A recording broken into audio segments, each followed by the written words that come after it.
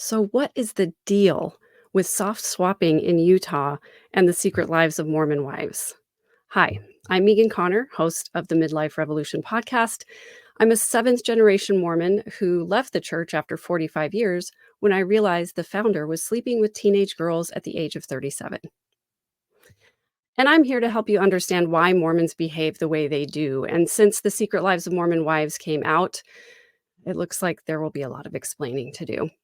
So if you haven't already, please hit the subscribe button and the notification bell because Joseph Smith knows I'm going to need to make a lot of these videos.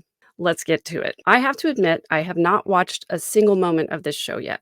I've never been on Mom Talk, and I have no idea who these people are. So I thought it would be interesting to do some general commentary about what I do know so far, and then see if anything changes after I actually watch the show. So, generally speaking, I know that there's a group of Utah moms who became TikTok famous, and then Hulu decided to make a reality show with them after there was some marital trouble following a soft swapping situation. Soft swinging? Soft swapping?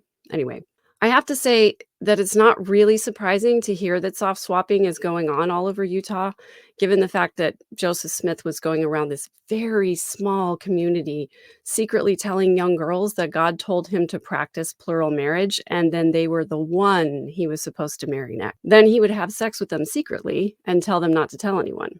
Most faithful Mormons don't know how icky this was because most faithful Mormons only believe what the church leaders tell them, and that was certainly how it was for me. That being said, Mormons are obsessed with sex. It's kind of ironic because they promote purity culture by shaming people into not having any sexual experiences outside of marriage. And then once they are married, they want you to have lots of babies. So, how does that work? Anyway, the church leaders are constantly telling men and boys not to pleasure themselves or to look at porn. And then there's this concept called the pink elephant problem, where if I tell you not to think about a pink elephant, that's all you're going to think about. So constantly shaming people into not thinking about sex, not having sex, not looking at porn, not self-pleasuring makes them obsessed with it.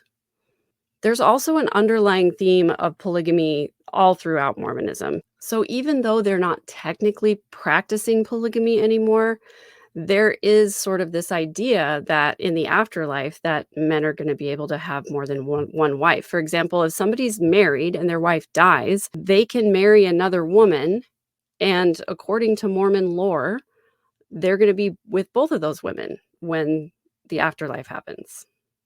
It's kind of weird. Joseph Smith started the whole idea of plural wives, and then when he was killed, Brigham Young really took off with it because he was a short, bald, ugly bigot, and polygamy was the only way he could get people to sleep with him. In fact, when Brigham Young took over, the reason he chose to lead the Mormons to the Utah Territory is because he knew they would be out of the country and they could make their own rules and nobody would bother them about bigamy.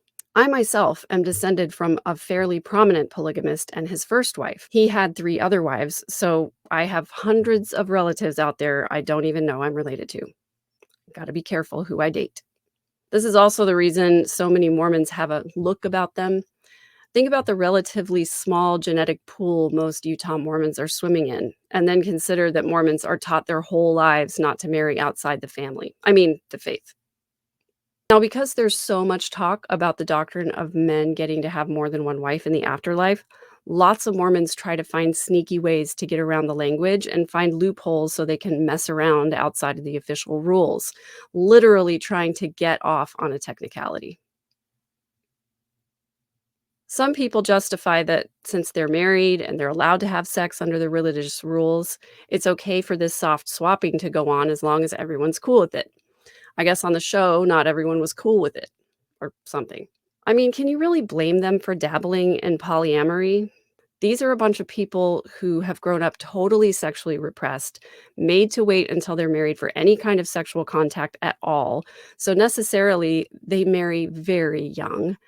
And then that's their partner for all of eternity? I talk to so many Mormon women who struggle with the sexual aspect of their marriage when they first got married because they were made to feel dirty about sex. They felt like terrible human beings and they couldn't even enjoy their wedding night because of the shame and the lack of education.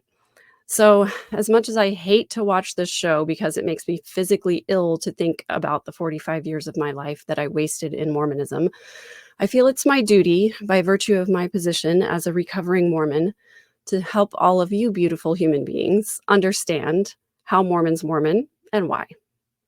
Please like this video if you want me to make more. If you don't, I will breathe a huge sigh of relief and go back to my not Mormon life. See you after I watch the first show.